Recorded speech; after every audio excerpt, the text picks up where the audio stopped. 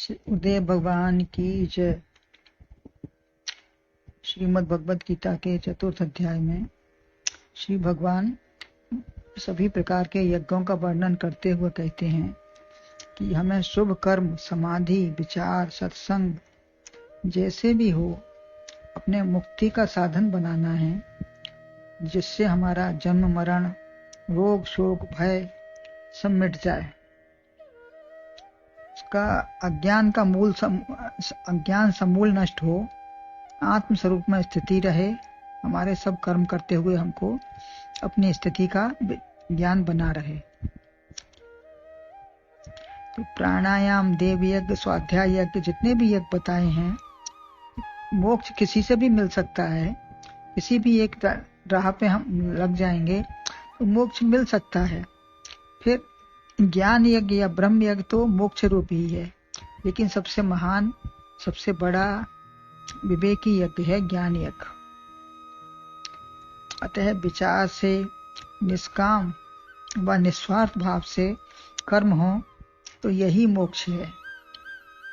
मोक्ष जब हमारे भाव में ये कोई कामना नहीं रहेगी तो हमें जीते जी मुक्ति है।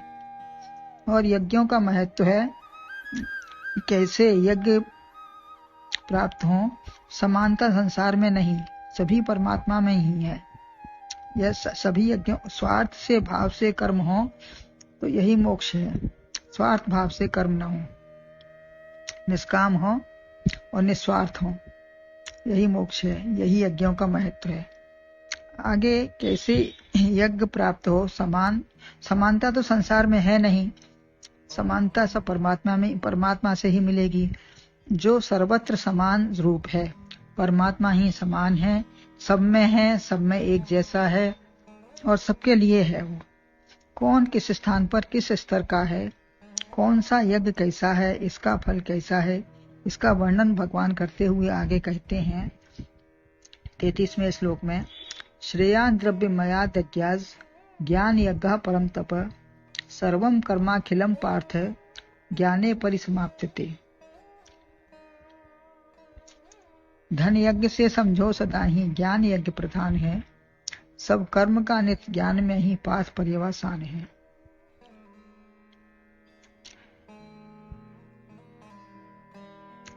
कर्म बंधन से मुक्ति व मोक्ष प्राप्ति ही इसका अंतिम लक्ष्य है। इस ज्ञान यज्ञ का लक्ष्य है कर्म बंधन से मुक्ति हो जाए और मोक्ष की प्राप्ति। माने कोई भी कर्म कर रहे हैं तो हमको कोई लालसा है या कामना कोई हमको नहीं है। समस्त वेदवाणी द्वारा वर्णित यज्ञों को जानकर उसमें श्रेष्ठतम यज्ञ कौन सा है, श्रेष्ठ क्या है, यह स्वतः न जाने तो बुद्धिमान जन द्वारा किसी के द्वारा जाने। स्वतः अगर नहीं जान पाते हैं तो किसी बुद्धिमान यज्ञ के संपर्क में जानकारी ले सकते हैं। 12 यज्ञ तो संपूर्णतया से कोई पालन नहीं कर सकता। अतः श्रेयस्कर जानना चाहते हैं तो पहले ही अर्जुन ने कहा है, जायसी चेत कर्मणस्ते। तब भगवान समाधान करते हैं, परम तप द्रव्यमयाद् यज्ञ ज्ञान यज्ञ श्रेयान् पार्थ सर्वम अखिलम कर्म ज्ञाने परिसमाप्यते। हे अर्जुन, द्रव्यमय यज्ञों की अपेक्षा ज्ञान यज्ञ श्रेयस्कर है। पार्थ, संपूर्ण कर्म ज्ञान प्राप्त हो जाने पर अन्य श्रेय समाप्त हो जाते हैं। जब संपूर्ण कर्म का ज्ञान प्राप्त हो जाएगा तो हमारा कुछ श्रेय नहीं रह जाएगा कर्म के लिए। बड़े स्नेह से 2 संबोधन दिए। ये बाह्य शौर्य भी बहुत है। अर्जुन के पास बाह्य शौर्य भी है, सभी शत्रुओं को परास्त करने की शक्ति है, और अंदर के शत्रु भी प्रायः सभी के पास होते हैं। अंदर के शत्रु सभी के पास होते हैं, काम, क्रोध, लोभ, मद, मात्सर्य। यह शत्रुता का व्यवहार दिखाते नहीं हैं, अपना काम सब ठीक समझते हैं।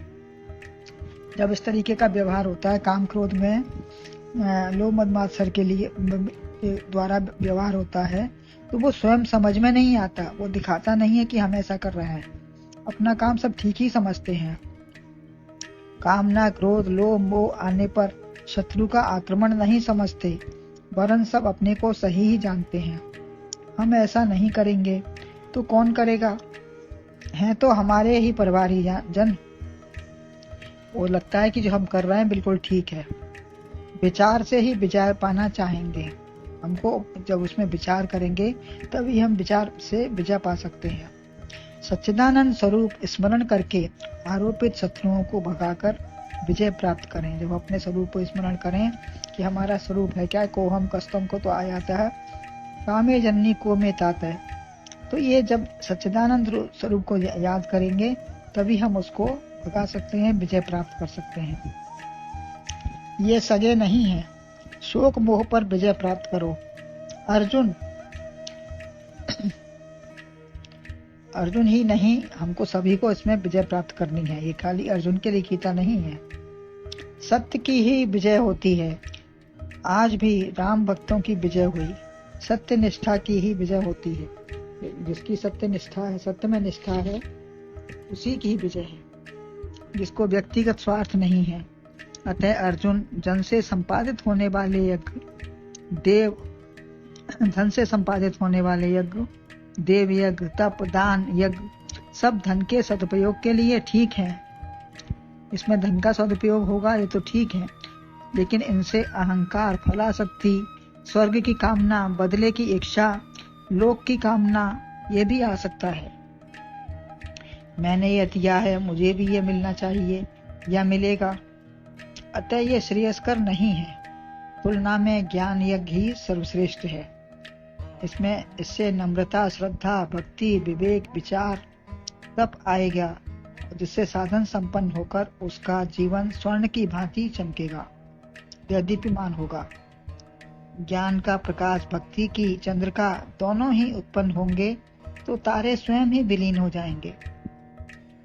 जब ज्ञान का प्रकाश होगा तो छोटे छोटे तारे अपने आप ही छिप जाएंगे। अहंकार, स्वार्थ भावना नहीं रहेगी। या अन्य यज्ञों द्वारा पद प्रतिष्ठा या और कोई भावना हो सकती है। ज्ञान में आगे बढ़ने पर कोई अहंकार या कामना नहीं रहती। मैं ज्ञानी या सच्चिदानंद हूँ, इसका क्या अभिमान कोई करेगा? मैं आत्मा रूप हूँ या मैं सच्चिदानंद हूँ, इसका क्या अभिमान है? ये तो प्रभु का स्वरूप है। द्रव्य में स्पर्धा, कंपटीशन भी कर सकते हैं। अपना ऊंचा उठाने की भावना और दूसरे को नीचा दिखाने की भावना कुछ भी आ सकती है, जो बड़ी ही सूक्ष्म गति से आती है, जो दिखाई नहीं देती, बहुत सूक्ष्मता से आती है। परंतु ज्ञान में क्या? तुमने तो सच्चिदानंद प्राप्त किया है, तो मैं उससे बढ़कर कौन सा नया रूप प्राप्त करूंगा?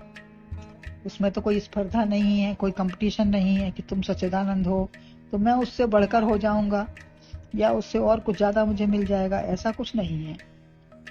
तब कामना, अहंकार टिक ही नहीं सकता। जिज्ञासा, मुमुक्षा यह कामना नहीं है। ज्ञान के लिए यदि हमें जिज्ञासा है, मुमुक्षा है, तो ये कोई कामना नहीं है, ये हमारा लक्ष्य है, हमें ज्ञान प्राप्त हो जाए। धन, पद, प्रतिष्ठा की कामना भी ज्ञान में नहीं होती। यह निर्दोष, निर्विकार है।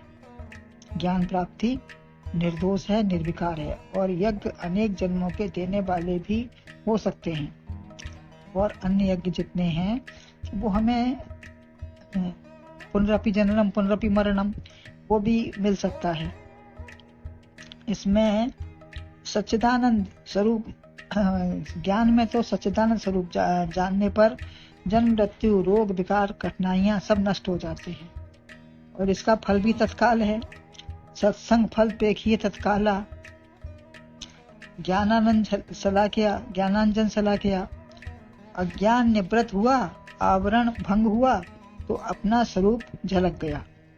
जब अज्ञान निवृत्त हो गया, ज्ञान जागृत हो गया, तो फिर अपना स्वरूप स्वयं ही झलक गया। किसी से क्या लेना देना। समय स्थान की कोई दूरी नहीं है। इसी क्षण अयोध्या रूपी मंदिर में यहीं दर्शन कर लो। गोली डंडा कुछ नहीं खाना है।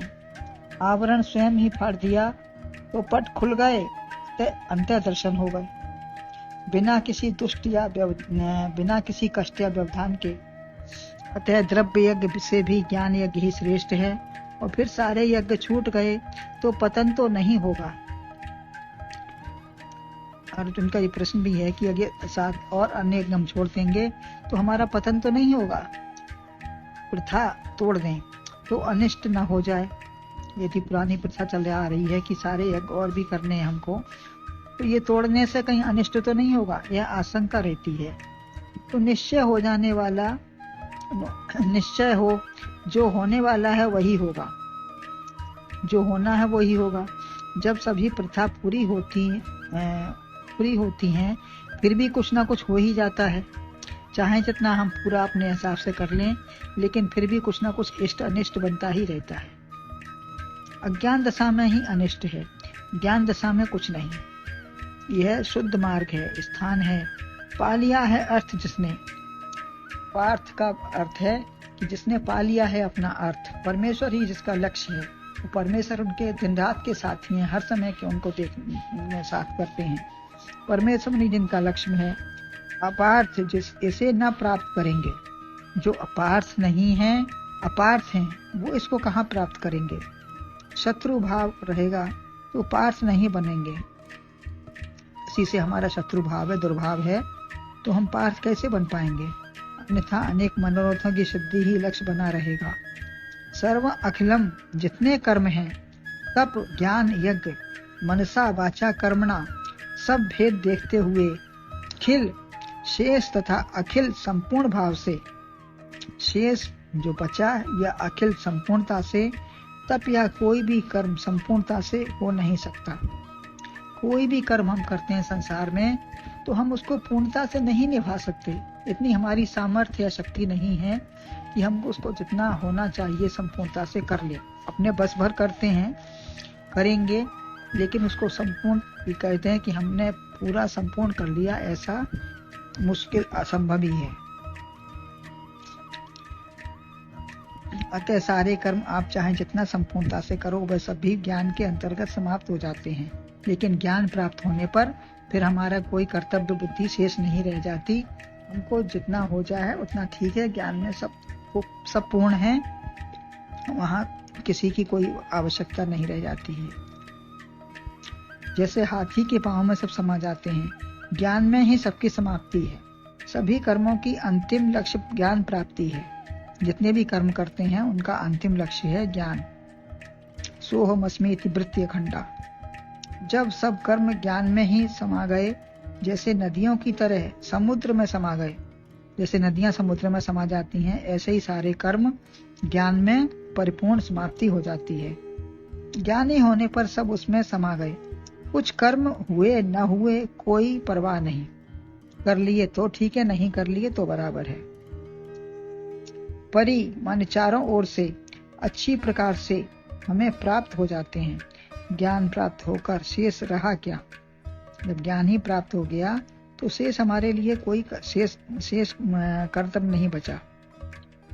जब संपूर्ण विश्व आपका है तो क्या एक मकान ही आपका है। जब संपूर्ण विश्व हमारा हो गया तो क्या एक मकान ही हमारा थोड़ा ना, हम तो फिर जहां रहेंगे वो सब अपना ही है। कर्म आपका है या जो मकान एक आपका है तो उसके दरवाजे दीवार खिड़की सब आपके ही हैं, कोई उसमें अलग अलग की भावना नहीं है। कर्म जब आपका है, ज्ञान आपको हो गया तो शेष प्राप्त करने को कुछ बचा ही नहीं। यह ज्ञान कैसे प्राप्त हो, कैसे इसकी जानकारी करें या कैसे हमको मिल सकता है, तो सबसे पहले जिज्ञासा हो, मुमुक्षा हो, तब हमको गुरुओं के द्वारा प्राप्त होगा, जो आगे के 34वें श्लोक में इसका विवरण भगवान बताएंगे। बोलो गुरुदेव भगवान की जय।